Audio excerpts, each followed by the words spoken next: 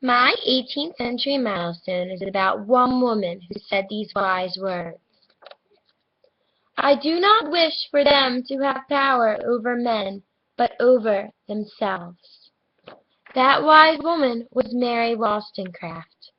Mary Wollstonecraft in the 18th century was one woman who changed history for the educational system.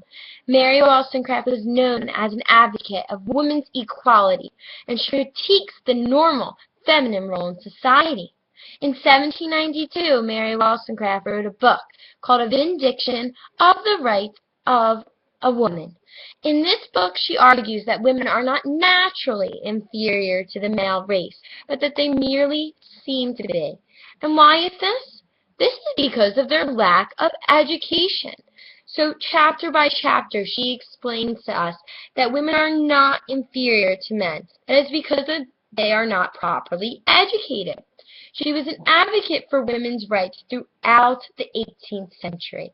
Her most notable book, like I stated earlier, was A Vindication of the Rights of a Woman, and it argues that a well-educated woman will be good wives and good mothers for their children. They can educate their children, and then they can contribute positively to their nation. In her famous book on women's rights, she states that many women are silly and superficial, but she states that is not due to their own deficiency, but is due to the fact that they have been denied their access to education. This is their right. They should have the same right as the men to get educated the same way.